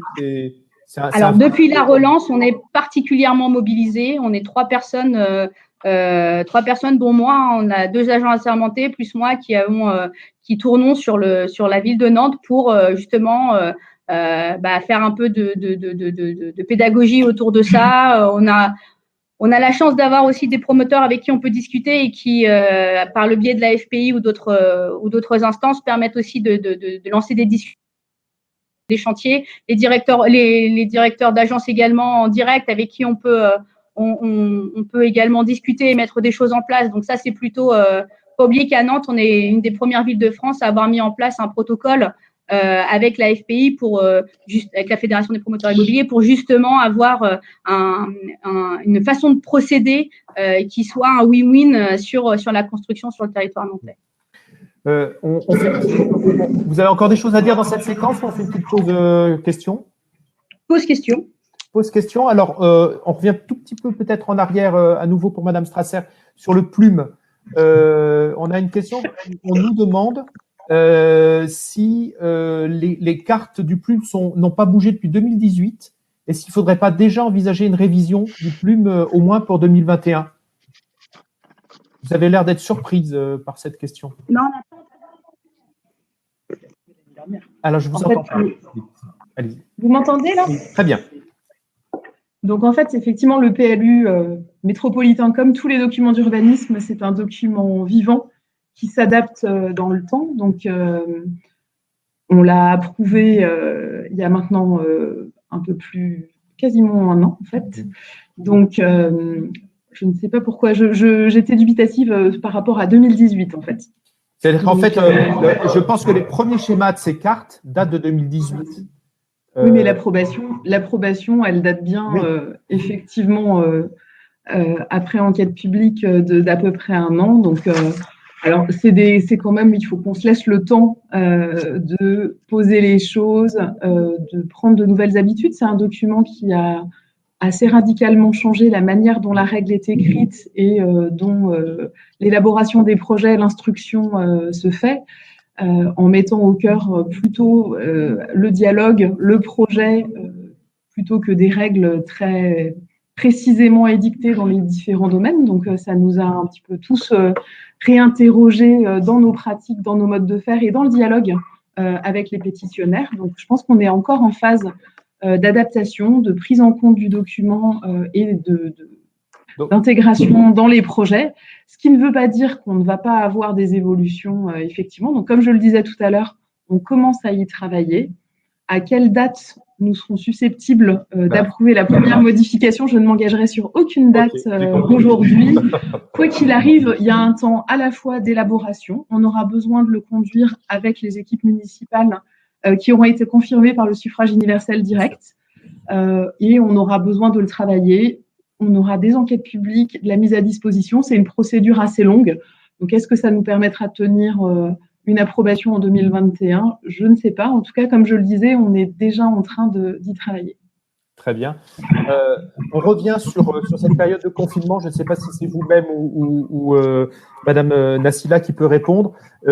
Est-ce qu'on a une idée du volume des opérations de logement qui ont été suspendues, et notamment en logement social?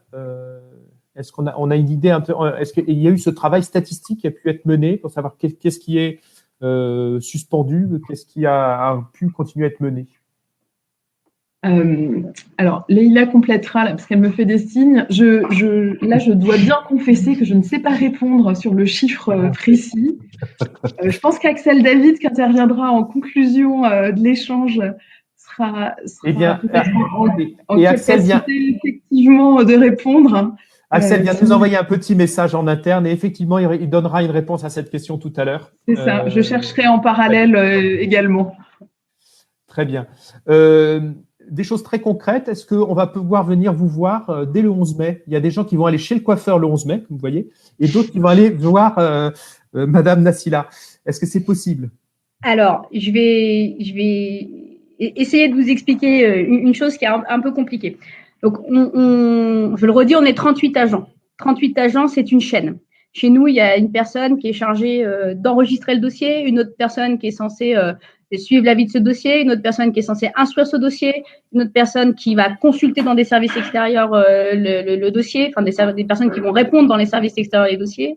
On a des délais à respecter qui sont parfois très courts, hein, un délai des fois d'1 mois pour une déclaration préalable.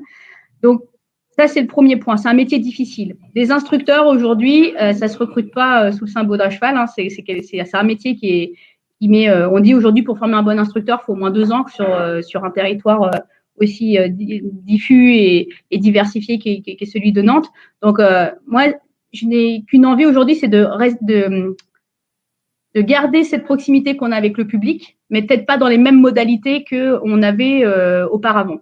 Aujourd'hui, on a réussi à garder cette proximité avec le confinement. C'est-à-dire qu'on arrive à avoir des réponses téléphoniques, on arrive à avoir des réponses de mail. On a étudié un projet encore hier avec un promoteur en visio, avec une maquette tournante, etc. Donc, voilà, on arrive à mettre des choses en place. Maintenant, se voir physiquement, imaginons demain, on reprend. Le gouvernement a parlé du fameux stop and go, là, des possibilités. Hein. Si je remets toute l'équipe demain sur site et que toute l'équipe est contaminée en même temps, quid de l'instruction? J'aurai plus personne. Donc, il faut aussi que nous, on régule, qu'on gère du risque. Hein, faut jeter des dés et gérer du risque. Donc, ce risque-là, il fait aussi partie managérialement du déconfinement. Donc, il y a la question des délais, il y a la question de la santé des agents, il y a la question aussi de la santé des usagers. Du risque qu'on fait courir aussi aux usagers à venir sur des… Voilà, il y a toutes ces questions-là qui doivent être étudiées, qui doivent être analysées tous ensemble. Et c'est pas une question à laquelle je peux répondre tout de suite. Maintenant, la proximité, on peut parler de distanciation sociale. On va pas se mettre à distance socialement. On va trouver d'autres méthodes de se rapprocher socialement des porteurs de projets. Et ça se passera peut-être pas forcément par un contact physique dans le mois ou les 2 mois ou les 3 mois qui viennent. Ça, donc, il vaut mieux aller voir son coiffeur si vraiment on veut voir quelqu'un. Alors, maintenant, on nous demande de l'organisation de la concertation, notamment avec les riverains, et c'est un lien avec le propos que tu tenais tout à l'heure sur les nuisances des chantiers. Donc, l'organisation de la concertation avec les riverains, est-ce qu'elle est encore possible en ce moment, dans cette période de confinement? Alors, tu parles de concertation dans le cadre de dossiers concertés, où tu parles d'information des riverains par les promoteurs sur les chantiers lancés, parce que c'est pas la même chose, la concertation et l'information. Et si on peut répondre aux deux, parce qu'il est possible que ça porte sur les deux questions. Et est-ce que, par exemple, des systèmes de visioconférence sont-ils envisagés pour pouvoir faire à la fois la concertation ou les réunions d'information? Alors, moi, ce que j'ai envie de dire, si on parle de temps aujourd'hui, on est dans le temps du confinement. Aujourd'hui, on est dans le temps où déjà, nous, on essaye d'avancer dans ce temps précis. On essaye d'avoir de la pédagogie sur les chantiers qui sont lancés. On essaye de continuer l'instruction. On essaye de se coordonner pour avoir un travail transversal avec les opérateurs, avec les services transversaux de la métropole et les services de l'État et les services. Voilà, on est dans ce temps-là aujourd'hui. À un moment, à trop être dans demain, on n'est pas assez aujourd'hui. Et moi, j'ai besoin d'être à aujourd'hui pour savoir comment on va aussi faire demain. Là, la concertation, c'est quelque chose c'est un dispositif qui est complexe, un dispositif qui nécessite d'avoir beaucoup de personnes autour de la table, entre guillemets, mais ça nécessite d'avoir beaucoup de personnes engagées autour de ce dispositif. Moi, dire ce que ça sera demain, je sais pas. Et en plus, moi, je porte pas ces projets concertés. Donc, ce que je peux vous dire, c'est que dans le temps, vous allez avoir des réponses. Maintenant, c'est pas le temps forcément aujourd'hui où on peut apporter cette réponse de manière précise. C'est une réponse de Normand, mais bon. Plus largement, qu'est-ce qu'il en est du lancement des concours qui devaient l'être, notamment via les aménageurs? Est-ce que vous avez des informations là-dessus? Même si ce n'est pas vous directement qui êtes impliqué. Alors, on est directement impliqué puisque ces consultations se font dans des AC qui sont concédés par la métropole confiés aux aménageurs. Ça fait partie des sujets sur lesquels on a commencé à discuter et sur lesquels il faut qu'on stabilise une position en lien avec nos élus. Sur ce sujet, l'impact, il est certes celui de l'épidémie de Covid-19, mais il est surtout dans l'appréciation des consultations qui seront lancées ou non, la prise en compte finalement du contexte qui est lié aux élections. Donc on le définira là dans les semaines à venir, on sera en capacité de préciser les consultations qui seront lancées et celles qui peut-être seraient susceptibles d'être un petit peu temporisées et dans quel calendrier on les lancerait. Donc, pour le moment, c'est suspendu et vous allez retravailler sur un échelonnement dès que c'est possible de travailler dessus. Je le traduis avec mes mots. C'est très bien traduit. Alors, je ne sais pas si c'est Axel qui répondra à ça, mais il y a quelqu'un qui dit « J'ai compris que 100 permis de construire vont être frappés de caducité ». Non, c'est bien vous qui devez répondre à ça. C'est vrai, Alors ça, c'est des rumeurs, on est dans la période des rumeurs. Non, c'est un calcul qu'on a fait. Ludovic Monet est là, on l'a fait ensemble. On a regardé sur la base de données des permis de construire de la ville de Nantes tous les dossiers qui allaient être caducs sur la période 2020. Donc, il faudra refaire tout le boulot que vous avez indiqué tout à l'heure. Il faudra tout recommencer, refaire un permis de construire à zéro une fois qu'il sera caduc. Alors, pour l'instant, c'est ce que je disais. On est dans un temps aujourd'hui où il y a des certitudes qui ont été posées par des ordonnances. Il y a peut-être des décrets qui vont arriver. Il y a peut-être des négociations qui vont avoir lieu au national sur ces questions-là. Je ne sais pas. Aujourd'hui, ce que je peux vous dire, c'est que effectivement, il y a 100 autorisations, et je précise, collectifs et individuelles mélangées. On a aussi des maisons individuelles, des extensions de maisons individuelles, des surélévations, etc. Il y a 100 autorisations aujourd'hui qui sont concernées par une caducité en 2020. Aujourd'hui, moi, ce qui nous interroge nous, c'est le temps résiduel dont vont disposer les opérateurs ou les porteurs du projet pour pouvoir mettre en œuvre un chantier, sachant qu'il va y avoir une grosse tension au niveau des entreprises pour relancer les chantiers.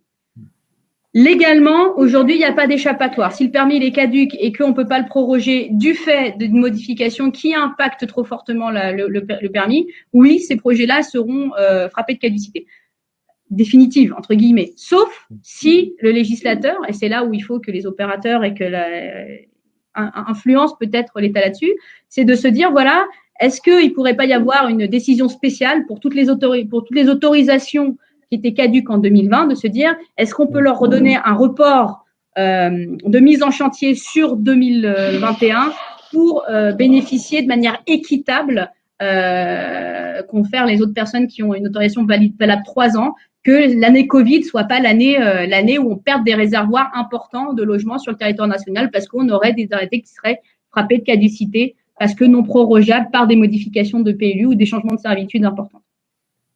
Très bien. Ce n'est pas une rumeur, c'est un chiffre. Maintenant, ce chiffre-là, il prend en considération le collectif et l'individuel. Je le précise parce que c'est important.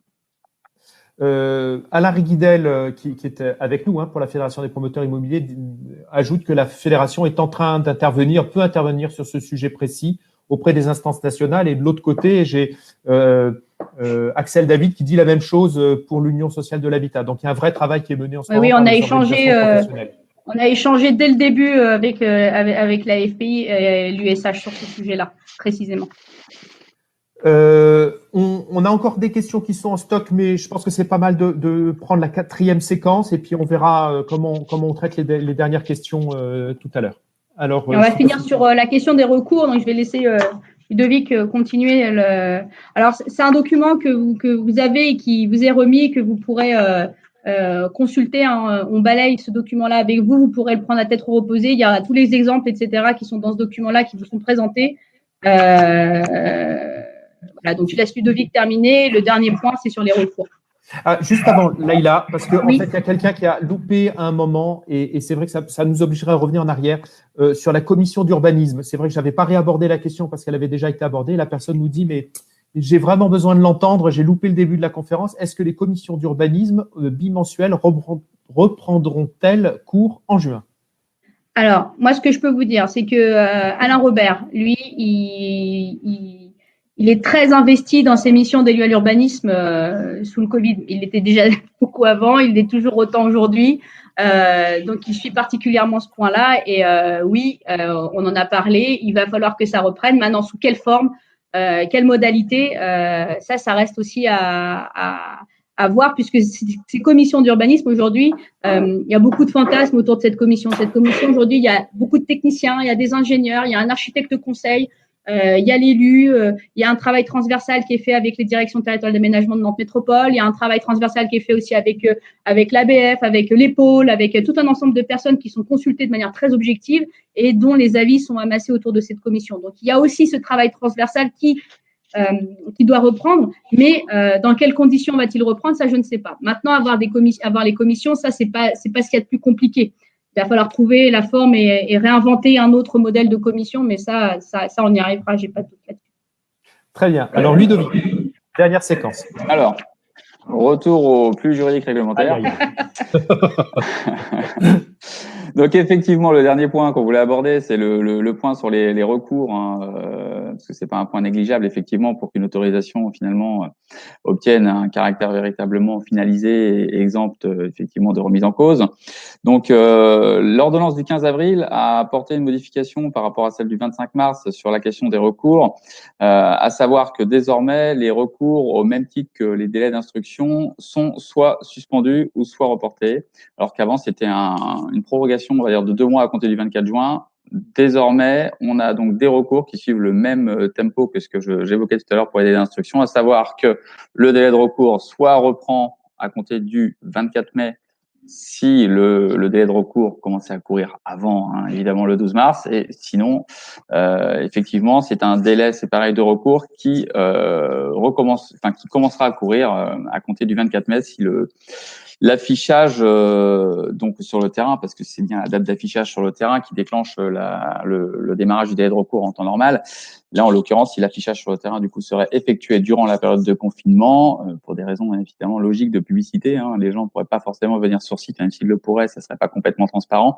Le délai de recours donc courra à compter du 24 mai. Alors un petit exemple, parce qu'il y a quand même une petite nuance. Oui, hein, d'abord je vais citer la petite nuance. Il faut quand même savoir que si le délai suspendu arrivait quasiment à échéance, et en tout cas s'il restait moins de 7 jours à compter de la reprise, hein, donc un affichage qui aurait été effectué et où il ne resterait plus que 3 jours pour pouvoir déposer un recours sur cette demande. L'ordonnance a ajouté une petite spécificité, à savoir que le pétitionnaire bénéficiera de 7 jours minimum pour déposer un recours à compter du 24 mai. Hein, donc un petit exemple, si on a un permis de construire affiché sur le terrain le 15 janvier, un délai de recours contentieux donc qui normalement court jusqu'au 15 mars, le délai est suspendu au 12 mars. Et il recommencerait à courir de ce fait-là, effectivement, pour un minimum de 7 jours. Et ce qu'on peut également noter, c'est que pour les recours, on parle en droit de délai franc. Donc, ce qui sous-entend dans mon exemple que normalement, le délai pour déposer un recours, donc c'est 24 mai plus 7 jours, on arrivera au 31 mai. Là, en l'occurrence, le 31 mai étant un dimanche, le lundi étant un jour férié, ça veut dire que le recours courrait jusqu'au 2 juin. Voilà, donc ce que je pouvais dire également pour la partie volet recours, on sait que c'est pas négligeable pour valider et mettre en place les chantiers.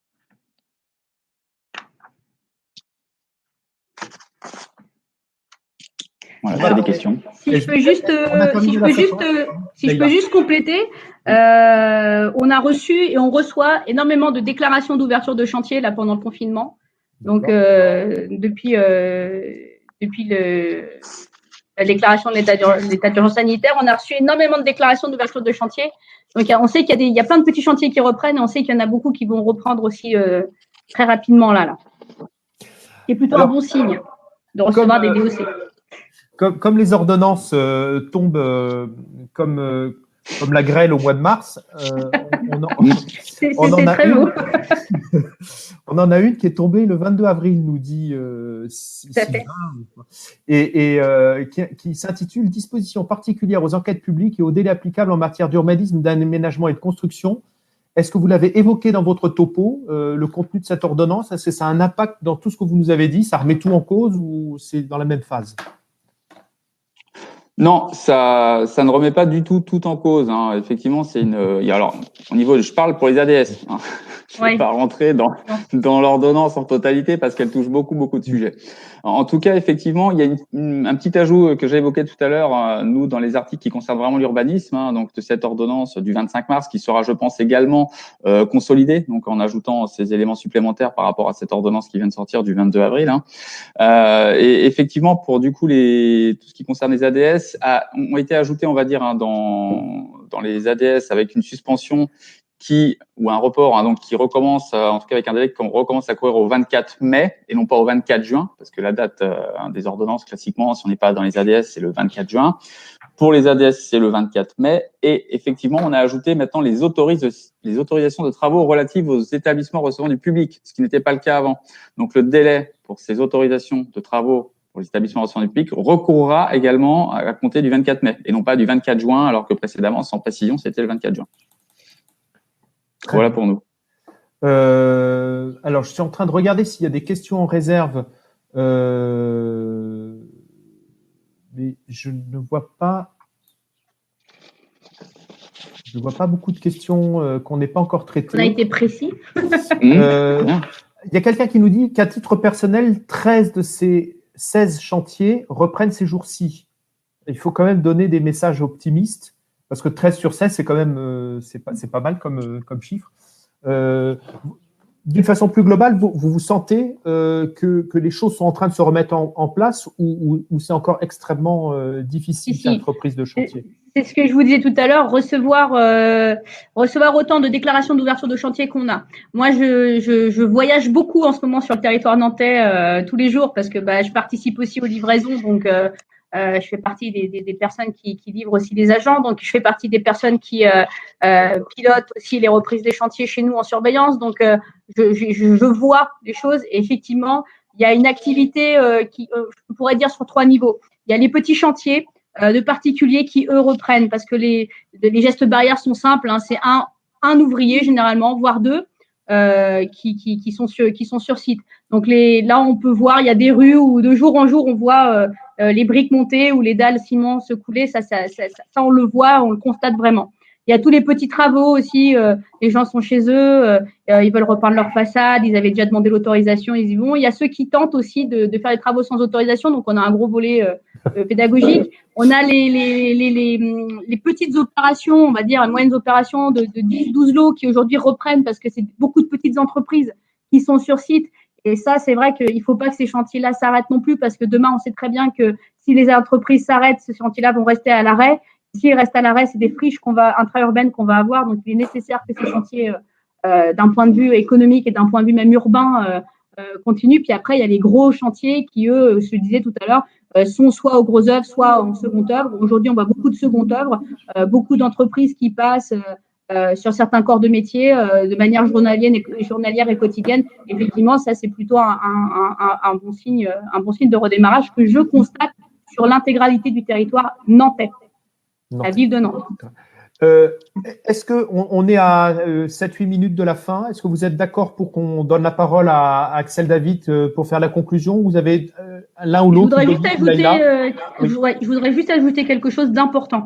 En fait, il faut savoir, il ne faut pas oublier que notre métier, c'est aussi de porter des politiques publiques fortes qui sont portées à travers aussi le plume, notamment tout ce qui est environnement, espace vert, arbres, usages, etc., etc. C'est pas parce qu'on est en confinement aujourd'hui, c'est pas parce qu'on a une gestion d'urgence des dossiers que ces questions-là ne sont pas traitées. La question des arbres reste centrale. Aujourd'hui, on a toujours un pilotage qui se fait avec Romaric Perrochot et ses équipes au service des espaces verts de la ville de Nantes. On les avait encore ce matin au téléphone. Ils sont consultés, on leur envoie l'intégralité des dossiers.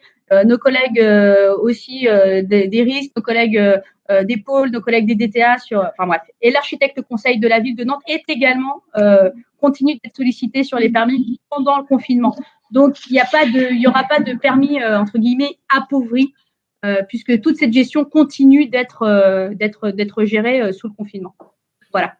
Voilà, donc il n'y aura pas de permis de construire Covid dégradé par rapport à un permis de construire habituel. C'est ça que moi, qui ne suis pas un spécialiste, j'ai compris qu'en fait, vous maintenez un niveau d'exigence qui est équivalent à celui qui existait auparavant, avec une adaptation à une situation qui est totalement exceptionnelle.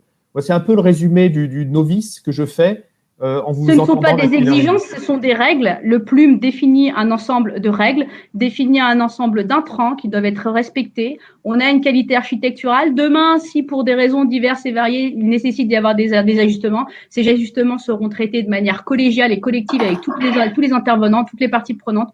Aujourd'hui, on a un PLUM, ce PLUM fixe des objectifs. Ces objectifs sont des politiques publiques qui sont portées fortement par nos élus. Et nous, dans les permis, étant des règles, elles doivent être respectées, elles sont analysées au même titre et à la même hauteur que toutes les autres règles du PLUM. Voilà. Je tenais vraiment à mentionner ça, c'est important aussi. Axel nous a rejoint, mais une dernière petite question précise, comme ça, il n'y aura pas de frustration et tout le monde aura pu poser sa question. Pour un permis de construire dont le début d'affichage a commencé le 1er mars, par exemple, jusqu'à quand doit-il être affiché? Et donc, ça veut dire quand même que tout le monde n'a pas saisi tout sur les délais. Est-ce que c'est jusqu'au 24 mai ou est-ce que c'est jusqu'au 24 mai plus 18 jours? Je vais laisser notre spécialiste répondre. Alors, le spécialiste. Alors, l'affichage doit être effectué sur une durée continue de 2 mois. Hein. Donc, s'il a été affiché, ce permis de construire sur le terrain le 1er mars, il y a une suspension, hein, du coup, effectivement, hein, qui va s'opérer pendant toute la période de crise sanitaire jusqu'au 24 mai. Donc, l'affichage devra se refaire à compter du 24 mai pour le délai restant. Donc, c'est plus de 17 jours. Hein. Si ça a été émis le 1er mars, il y a 11 jours d'écoulés. Donc, après, c'est encore le restant, quoi, par rapport aux 2 mois classiques. Et il est conseillé de laisser cet affichage sur le terrain, même pendant la période de confinement, parce que la réglementation exige à ce que cet affichage soit continu. Voilà, pour la petite précision. Alors, on va demander à Axel David qui va faire la conclusion pour le compte des 2 co-organisateurs, la Fédération des promoteurs immobiliers et l'Union sociale de l'habitat. Juste avant, vous avez dans le chat un petit mot qui vous a été laissé par Juliette, ma collègue, qui vous indique où est-ce que vous pouvez retrouver la note très complète et précise qui résume tout le propos des 3 intervenants de Nantes et de Nantes Métropole. Donc, vous la retrouvez notamment sur le site de Novabuild, mais je suppose que on pourra aussi le retrouver sur les différents sites des différents partenaires. Donc, Axel, 5 minutes de conclusion pour les 2 organisateurs. Je vais même faire plus rapide. D'abord, je vais remercier la FPI avec qui on a organisé ce temps parce que c'était important qu'on le fasse ensemble. On a finalement, et avec la métropole, un même but, un seul et même but, c'est faire que cette période devienne une catastrophe complémentaire quand on fera la reprise. Et on a besoin de créer les conditions pour que cette reprise se passe le mieux possible et que on fasse de cette période de confinement finalement la période la plus utile possible, en tout cas avec les contraintes d'organisation qu'on a les uns les autres. Et en fait, on avait plein de questions qui remontaient de la part des techniciens des organismes, des responsables d'opération, que ce soit chez nous ou chez les promoteurs. Et on faisait passer ces questions à la métropole, qui nous faisait repasser des interrogations dans l'autre sens. Et on s'est dit, on perd beaucoup de temps à essayer de rerouter toutes ces informations. Il vaut mieux qu'on organise un vrai temps d'échange. Et donc, en discussion avec Pierre-Yves Legrand, Novabuild nous a proposé d'organiser cette webconférence. Et honnêtement, moi, ça a répondu pleinement à mes attentes. On est pleinement dans l'exercice que l'on voulait faire, avec une capacité pour vous qui avez été nombreux à écouter toute cette séance, de poser vos questions, et on a eu des réponses extrêmement structurées, extrêmement pertinentes, puis les plus honnêtes possibles de la métropole avec ce que l'on sait aujourd'hui, ce que l'on peut dire aujourd'hui et les réponses qui pouvaient être apportées. Donc, de ce point de vue-là, ça a répondu pleinement à mes attentes, je pense, aux attentes de la FPI en termes d'organisation, et je voulais remercier très fortement les intervenants dans Métropole pour la qualité de votre préparation et la qualité de ce que vous nous avez raconté aujourd'hui. Et puis, te remercier Pierre-Yves et remercier Juliette pour l'organisation et l'animation de ce temps parce que ça a été très riche. Il y aura certainement des questions complémentaires qui viendront derrière. Mais tu as une question, tu sais que tu as une réponse à donner, Axel, sur le volume des opérations de logement répondu. On ne va pas passer à côté. Hein. Alors, donc, au pointage d'hier ou d'avant-hier, on était à 15% de nos chantiers qui avaient repris et on est dans des proportions à peu près équivalentes avec nos collègues de la promotion. On est en train de faire un travail très dense avec l'ensemble des acteurs de la construction pour sortir une charte régionale qui a pour but à la fois de nous mettre un peu au clair sur les conditions d'arrêt de chantier qui ont été faites de manière diverse et qui posent des questions d'insécurité pour l'ensemble des acteurs. Et donc, on a besoin de faire un travail de sécurisation de l'ensemble de ce dispositif pour préparer au mieux les reprises. Et puis, les reprises sont en train de se faire avec un gros travail qui est demandé aux maîtres d'ouvrage et aux maîtrises d'œuvre pour préparer ces reprises. Et les entreprises qui le peuvent et le souhaitent sont en train de le faire. Après, il faut être honnête, on a des reprises, mais comme l'a dit Laïla, on a des contraintes qui sont autres qui apparaissent, et notamment la relation au riverain. Et puis, c'est compliqué de faire reprendre une partie des compagnons des entreprises du bâtiment parce que c'est sortir d'une période de confinement pour retourner dans un travail où les gestes barrières ne sont pas si faciles que ça à appliquer. Ça se fait lentement et ça demande de l'organisation et ça demande de la méthode. Et c'est cette méthode qu'on est en train d'essayer de donner collectivement à la filière pour que ça puisse fonctionner chantier par chantier. Et c'est un travail de fond qui devrait aboutir. Pour tout vous dire, juste après cette webconférence, nous avons une réunion avec l'ensemble des fédérations et les architectes sur ce même sujet. J'ai cru voir que c'est une charte équivalente avait été adoptée en Bretagne hier, donc on est un peu dans la même ligne, si j'ai bien compris. On est dans le même esprit que ce qu'ont fait nos collègues bretons et dans le même esprit que ce qu'ont fait nos collègues des Hauts-de-France. Et donc, on s'est inspiré de ces deux régions qui avaient un tout petit peu d'avance sur nous et pour reprendre une partie des éléments qu'ils avaient travaillés. Eh bien, merci à toutes et à tous. On est ravis à Novabuild aussi d'avoir pu mettre à disposition notre salle, parce qu'on a été des coucous ces 6-7 dernières années. On a utilisé les salles à peu près de tout le monde, y compris donc de Nantes Métropole. Mais je pense à la Fédération française du bâtiment, aux chambres de commerce, à l'école d'architecture. Et là, maintenant, on a, nous, notre propre salle virtuelle et on la met à disposition des organisations professionnelles qui le souhaiteraient. Donc, on est ravis d'avoir pu organiser cette rencontre. Et je voulais, pour conclure, remercier Alain Réguidel, président de la Fédération des promoteurs immobiliers, et Jean-Noël Frexinos, vice-président de l'USH, d'avoir rendu possible cette rencontre qui, je crois, a été très utile pour les professionnels. Bonne fin de journée à toutes et à tous et merci encore. Au revoir. Au revoir. Au revoir.